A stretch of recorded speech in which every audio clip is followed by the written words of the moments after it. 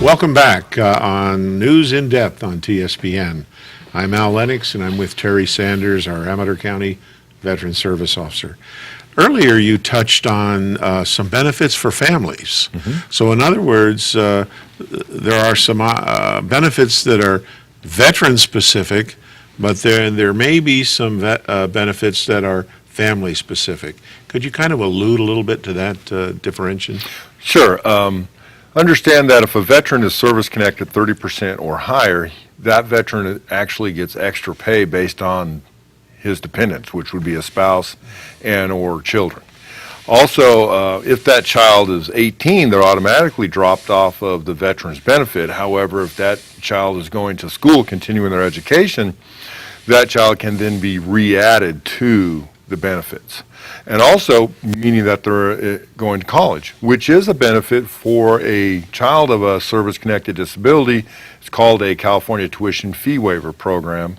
And all that's required is, one, the veteran is service-connected with a disability, and two, that the child meets income limits. That's it. And there's no age limit, there's no marriage limit, it's just an income limit on that dependent child.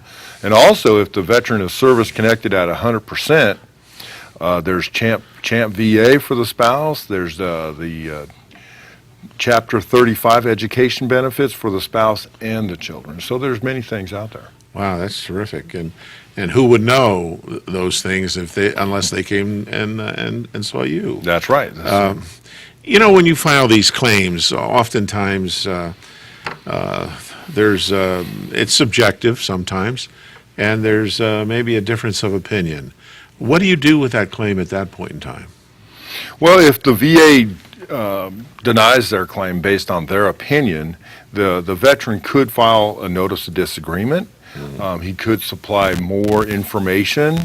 It's something that is hard to work with and give a exact answer what to do at this time. Each case is different. And understand that a veteran, once their claim is denied, they file a notice of disagreement, they go through the steps for what's called a VA Form 9, an official appeal. They can have their day in court. And then they can say what they need to say, and if it's continued to be denied, it's denied. It's denied. It's denied. However, one last thing, Al, is that once the claim is denied, you have a time limit for that notice of disagreement. Now, just because that time limit is over, it's passed, that doesn't mean you cannot have it readdressed, but there's another step to go through for that. I see. So if the statute of limitations has expired, it's 1 year. That doesn't mean you can't address it at a later time with a little more of a process. That's right. It's called new and material evidence. Gotcha. And reopened a previously denied claim. How's the VA doing? If you filed the claim today, a run-of-the-mill, or none of them are run-of-the-mill, like you said. There's serious issues there. But if you filed a claim today, would it be adjudicated in 6 months, or would it be a year, or what do you think? Well, that answer depends on several things. One is how many issues are on the claim. If it's one issue, hearing loss, or if it's 10 issues, hearing loss, my left knee hurts, my right knee hurts, my back hurts, PTSD. So it just depends based on the number of issues. And it also depends on whether or not it's a fully developed claim. And it's something that that the VA is really pushing for. And a fully developed claim is that the veteran comes in with all their proof. Here's the letters from the doctor. Here's what my doctor says. The doctor's filled out a DBQ, is called, a disability questionnaire, that I can give the veteran to take to their doctor to fill out. And if it's filled out properly and the doctor dots their I's and crosses their T's, that claim can come back in 3 to 9 months. If it's a claim where I want to claim this, that, or the other, and the veteran doesn't bring in any proof, now it's up for the VA to develop the claim. Sure. That claim could take 1 year, 2 years, however long it takes. So it pays to do your homework prior to coming to see you, and, right, and have as much information as possible. Right, and that's something that I would talk to the veteran about when they came in, and before we filed the claim, and we talk about, well, let's go this route, let's go that route. Let me give you these forms and that forms. Take this to your doctor, have them fill it out. But there are veterans that don't have a doctor, but yet they're suffering from this condition. And I'm still going to do their claim. That's my job, Sure. to do their claim. Sure. It's going to take longer, but I'm going to do their claim. Well, that's important. That's important. And I know that it's very important to the veteran and their families, each one. The appeals process, that's the time limit on filing a claim.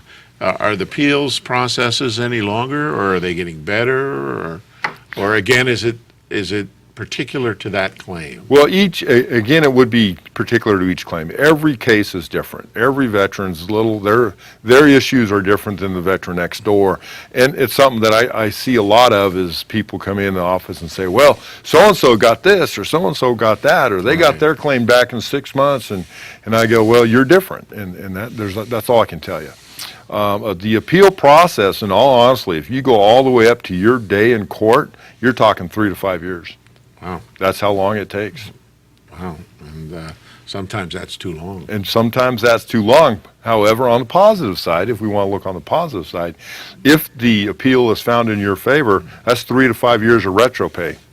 Wow. That could be a pretty hefty check. It could be a sizable amount of money. Right. And to support yourself. Yeah. And along those lines, Al, if I may add, is that if the veteran dies during all this process, the claim has been initiated, or they're going through a notice of disagreement, or they're going through the VA Form 9 appeal process, and the veteran dies, that claim dies with that veteran. However, the spouse can come in and resurrect the claim, even though they can't resurrect the veteran. Wow. Well, that's important to know. That's right. There's a lot of folks out there that in fact happens to, that the family just assumes, well, we're just out of luck, and that's important to know, that the spouse can seek some of those benefits that the veteran was trying to get. That's correct. The VA has a backlog, and has had a backlog for some time, and there's a lot of ideas on how to reduce that backlog. My first question on that is the backlog getting better? And do you have any ideas how to speed up, not necessarily your process, but their processes? Well, my opinion is that the backlog is going down. They do have statistics that say that. However, at some point, I mean, they're throwing money at it right now, and they're adding an extra $3 million to the state of California to get extra adjudicators into the 3 VA regional offices in the state of California. However, that's a temporary fix. What they're really pushing for is a fully developed claim, because that fully developed claim takes less time for the VA to process a claim. And understand that the claims are coming in faster than they're going out. Sure. I do anywhere between 15 to 20 claims a month, and that's my input. And then what I get in return is about 10 claims adjudicated a month. Right. Thereby, there's more going in than coming out. And you're dealing with both ends, up front and at the back end of the process. The VA, I understand, is trying new methods. The American Legion, the national organization, had an idea to introduce bonuses to those individuals that processed not only more claims, but more accurate claims. Now, has that come to fruition, or has that been given any serious thought at the VA? Well, I have done some reading on that, and what I've seen is that it appears that some of those adjudicators are cherry picking, meaning that, all right, well, let's take this one because it's easy, thereby getting a bonus for an easy claim. And that claim that's been there for however long, that's got 10, 15, 18 issues on it, which isn't easy, they're just bypassing that and taking out the easy claims. So that makes the numbers go up. Exactly. Without doing some of the harder Exactly. claims. Well, that's something that you're going to have to keep the pressure on. Yes, sir. You're going to have to make sure that our Amador County veterans get the best you got.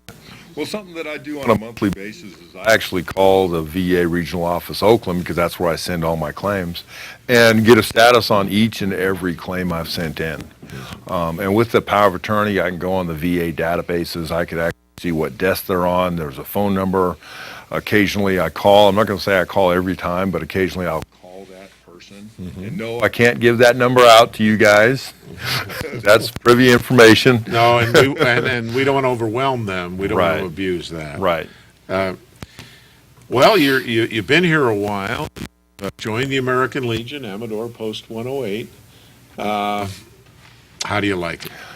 I love it. Honestly, I love my job. I feel that what I do is a calling. I served this country for 26 years, and now I feel called to serve the veterans of this nation for the next 10 to 15 years, and specifically Amador County.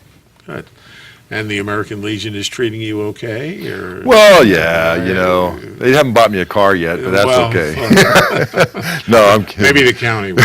Not- yeah. Well, I'm glad you seem to be a good fit, and this is an important job, and this is a great county. It's a great county to live in and work in, and and I think the longer you stay in Amador County, the more you're going to realize it. Mhm. This is a good neighborhood to live, Oh. and we're sure glad we have you. Well, I'm glad to be here, and hopefully my house sale goes through in Hanford, and my wife and I can move up here permanently. Good. We hope so, too. Ladies and gentlemen, thank you for watching TSPN, News in Depth, and I'm Al Lennox. Thanks a lot. You're watching Amador County's #1 news and sports leader, TSPN.